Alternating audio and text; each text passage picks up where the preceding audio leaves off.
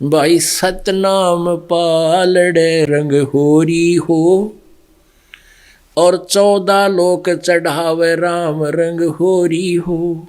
3 लोक, ये पृथ्वी लोक, पाताल लोक और स्वर्ग लोक, पाताल लोक स्वर्ग लोक, कहते 3 लोक पासंग धरे, यानी इनकी गिनती को नहीं उस सौदे में। रंग होरी हो तो ना तुले तुलाया राम रंग होरी हो। एक सतनाम के एक श्वास, उस श्वास की कीमत बच्चों आपको नहीं पता, क्योंकि आपने लाल सुना है, देखा नहीं है, जिसकी 9 करोड़ कीमत होती है। तो ऐसे ही पता है कि आप जी का एक सतनाम की जो कमाई आप कर रहे हो मर्यादा में रहते हुए, अब यह कितनी जबरदस्त होगी। और जिसने 2 वर्ष 4 वर्ष साधना या कर ली, दान पुण्य किए, और फिर किसी कारण से कहते हैं ये भाई खंडे कैसी धार है भक्ति पर चलना। नानक साहब कहते हैं साध मिले साड़ी सादी होंदी विछड़ दिया दिलगिरी वे, अख दे नानक सुनो जहाना मुश्किल हाल फकीरी वे। फकीरी में भक्ति यानी संसार से उल्टा हटना। उस वह फकीरी चाहे घर में रह कर लो चाहे घर छोड़ के कर लो, फकीरी का अर्थ है संसार से मन हट जाना, भक्ति में दृढ़ हो जाना। कहते हैं या मुश्किल हाल फकीरी वे, जैसे भगत जन आते थे तो खुशी, जैसे आप जी आते हो उदास को खुशी होती है कि परमात्मा के बच्चे काल के जाल से बचे हुए हैं। नानक साहब जी भी ऐसे कहते थे। भाई नानक साहब जी को पूछा भी आप खुश नहीं रहते, आप वैसे मायूस से रहते हो, तब उन्होंने कहा था भाई ना जाने काल की कर डारे किस बीच ढल जा पासावे, और जिन आते शरते मौत खुड़क दियो नानो केड़ा हासावे। फिर पूछा कि क्या आप कभी खुशी नहीं मनाते? कि खुशी मनाता हूँ जब मेरे भक्त वापस आते हैं मेरे पास, जब मुझसे मिलने आते हैं और वो ज्यों के त्यों आ जाते हैं, वो काल की डीमक उनको नहीं खाती है, वो खंडित नहीं होते हैं मुझसे, तो मेरी खुशी का ठिकाना नहीं रहता। साध मिले साड़ी सादी होंदी विछड़ जाए दिलगिरी वे, अख दे नानक सुनो जहाना मुश्किल हाल फकीरी वे। नानक जी कहते हैं कि ये भक्ति का करना बड़ा मुश्किल है, क्योंकि काल के दूता ने इसको इतना डिफिकल्ट बना दिया। अब वर्तमान में एक संत होता है जो समझावे, ठीक मार्ग पर लावे, और कुमार्ग समझाने वाले करोड़ों यहाँ से जाते ही शुरू हो जाएंगे। वहाँ किए रखा है, सब आप अपनी बतावे हैं, तुम बकाए रखे हो, इस तरह यहाँ से शुरुआत हो जाएगी जब आश्रम से तुम बाहर जाओगे। तो इस प्रकार कहते हैं मुश्किल हाल फकीरी वे। तो 2-4 वर्ष ठीक साधना की और फिर वह डीमक लग गई, विचलित हो गई भोली आत्मा। तो वो फिर आगे जन्म में पता नहीं क्या बनाओगा, पुनः कहाँ कहाँ घूमेगा, पृथ्वी, पूरी पृथ्वी के राजा भी बन सकते हो आप इस 4 साल की कमाई तय। और स्वर्ग और महास्वर्ग और विष्णु का लोक और शिवजी का लोक, बड़े गण बनोगे, बड़े बड़े ठाठ, काल तो नहीं मूर्ख बनाओ, लेकिन आपकी पूंजी समाप्त होती रहेगी, वो पुण्य समाप्त हो जाएगा, और फिर आप जी को पटक देगा पृथ्वी पे। कोई राजा बन गया, जैसे भर्तृहरि गोपीचंद कभी परमात्मा की शरण में किसी युग में रहे हैं, फिर ऐसे बकवाद कर गई है, और फिर वह उमंग अंगड़ाई लेगी, क्योंकि वो डट नहीं सकती आत्मा। छोटी सी बात पर ही वो तुरंत राज त्याग दिया। अब काल ने तो लंबे रस्से बांध रखे हैं, घर भी त्याग दिया, सोचा ले जा कि जागा, आगे दूत बैठा रखे नकली संत, उसने कह दिया तपस्या करो, वो तपस्या करने लगे। आखिर में कहते हैं लास्ट में फिर वहीं आना पड़ेगा जहाँ से शुरू हुआ। पुण्यात्मा परमात्मा परमेश्वर कबीर जी कहते हैं जो जन हमारी शरण है ता का उम दास, और गेल गेल ला गया फिर जब लग धरती आकाश। परमात्मा 4 युगों में आते हैं, सतयुग में सत्सुकृत नाम से, त्रेता में मुनिंदर नाम से, द्वापर में करुणामय नाम से, कलयुग में कबीर नाम से। अब जब ये परमात्मा आते हैं तो अपनी प्यारी आत्माओं को ज्ञान भक्ति नाम कुछ एक को अवश्य देते हैं प्रत्येक युग में। फिर वो भक्ति करते करते फिर पार तो नहीं हो पाते, क्योंकि परमात्मा को परमात्मा नहीं मान पाते। फिर भी उनकी अच्छी कमाई हो जाने से वो फिर मनुष्य जीवन प्राप्त करते हुए स्वर्ग सार्ग में धक्के खाते हुए फिर मनुष्य जन्म प्राप्त करते हैं। जैसे सतयुग में परमात्मा जब लीला करने के लिए सतलोक से चलकर आए, एक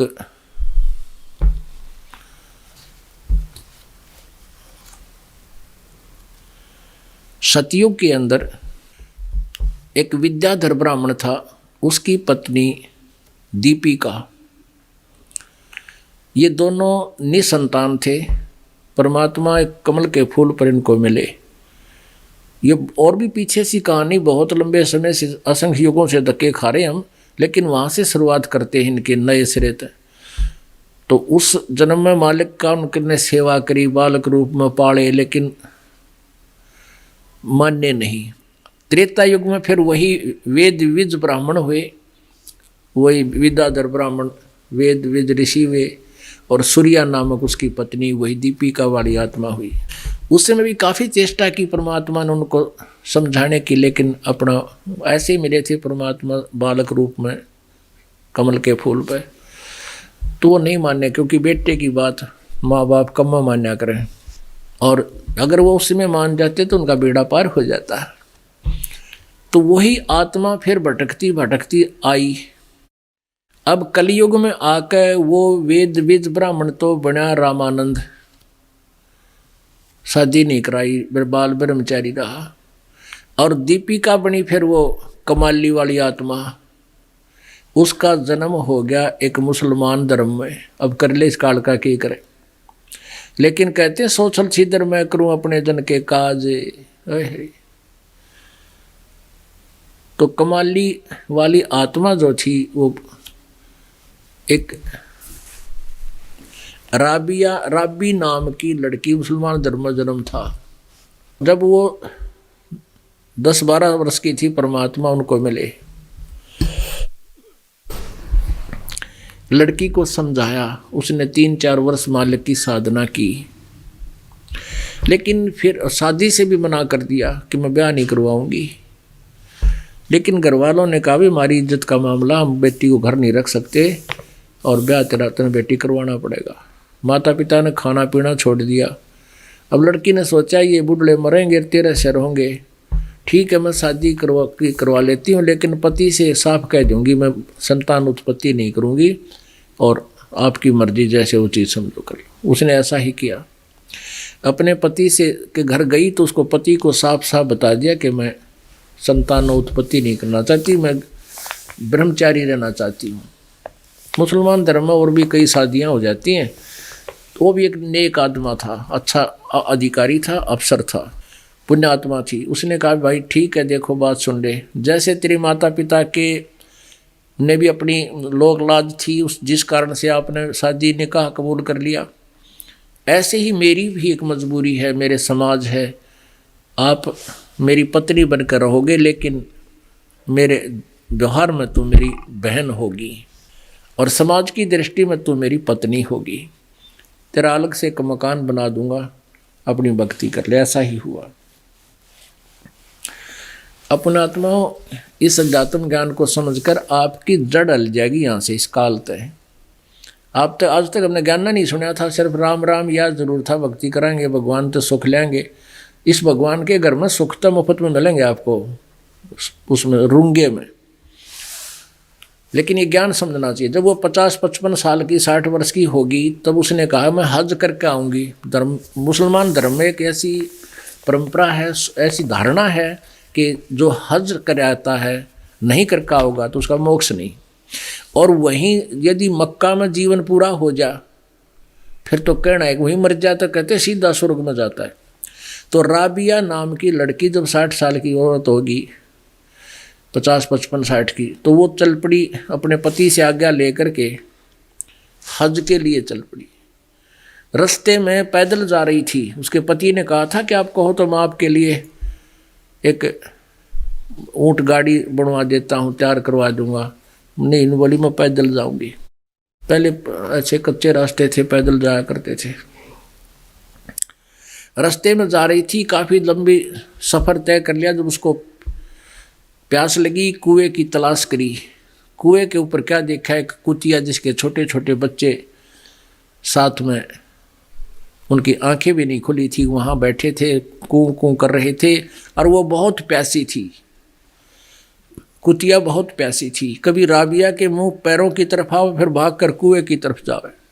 वो जान गई कि उसको प्यास बहुत लगी है। उस कुएं पर कोई बाल्टी नहीं थी जिससे पानी निकाला जा सके, ऐसा कोई पात्र डोल नहीं था, रस्सी नहीं थी। आसपास कोई गांव झोंपड़ी नहीं थी, ढाणी नहीं थी। अब कहते साधु के अंदर दया बहुत होती है, दया बिना दरवेश कसाई, जिसके अंदर दया नहीं वो संत भगत नहीं, हो तो कसाई होता है।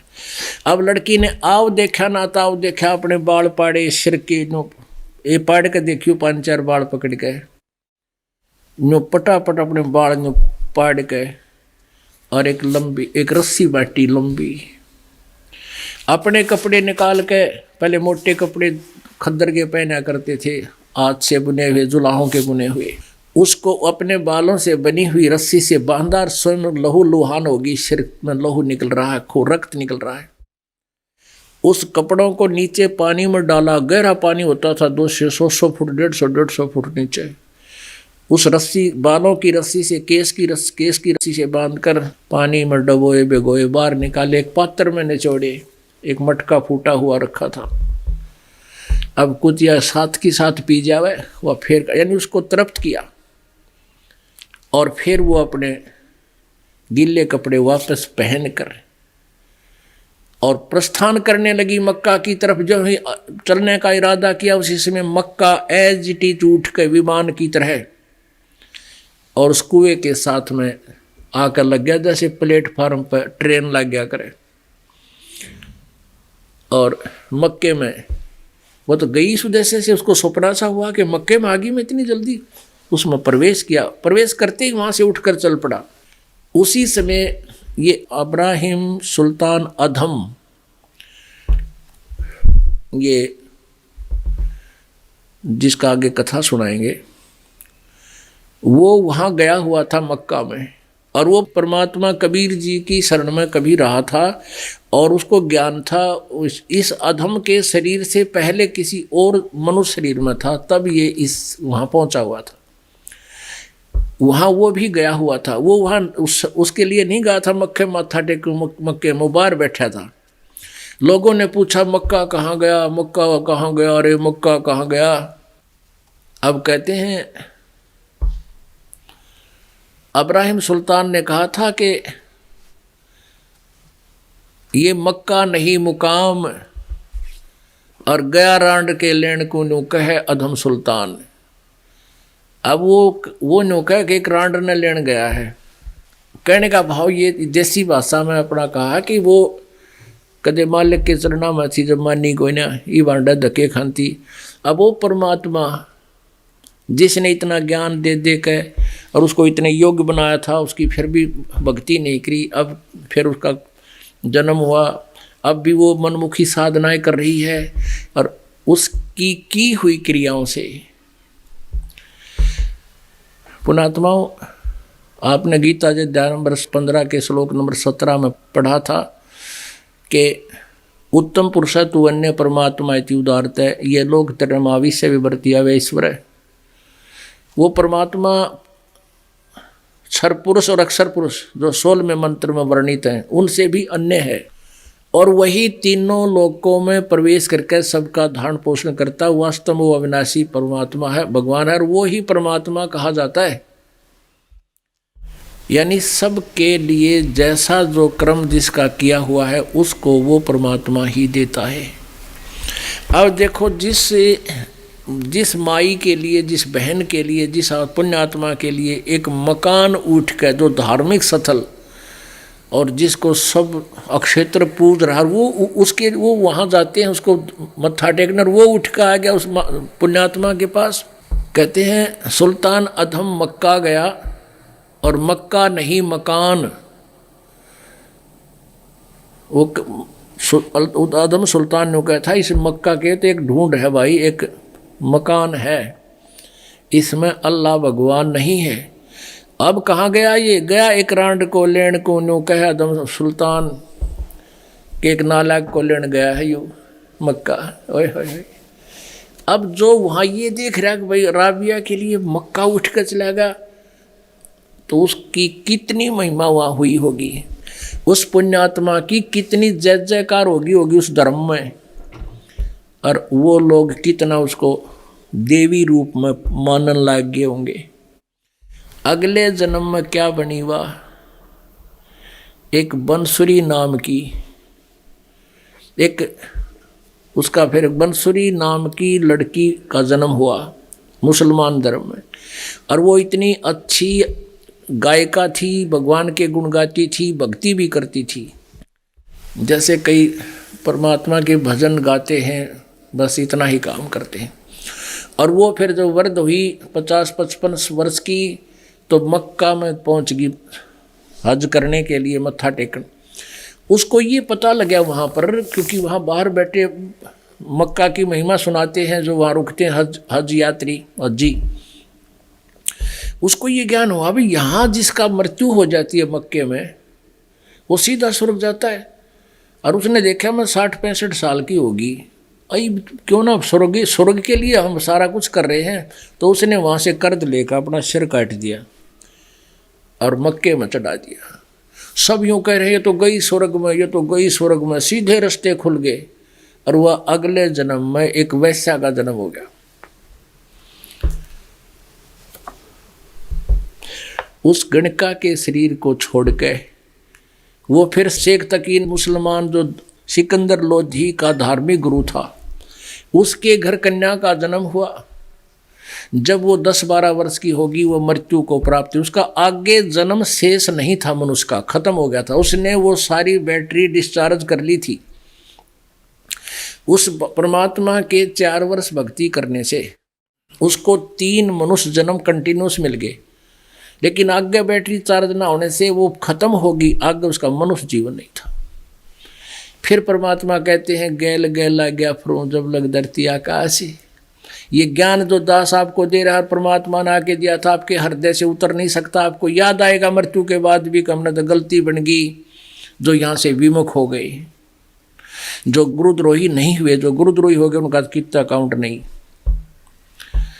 तो फिर उस परमेश्वर ने लीला की, शेख तकी ने ऐसा कोई जिद पकड़ दी कि मेरी बेटी ने जीवित करे तो मैं मानूं कबीर इज गॉड। परमात्मा ने कहा बुला लो सारे गाँव के आसपास के शहर वालों को और लड़की को जिंदा करूँगा। कई हजार व्यक्ति दर्शक वहाँ उपस्थित हो गए। कब्र तुड़वा के, कब्र में दाब रखी थी 10-12 दिन से, कब्र को फुड़वा करके लड़की से कहा कि हे कबीर की बेटी बाहर आ जा। उसी समय सतलोक से जहाँ भी वो आत्मा थी उसी से वापस आई और लड़की जीवित होगी। बोलो सतगुरुदेव।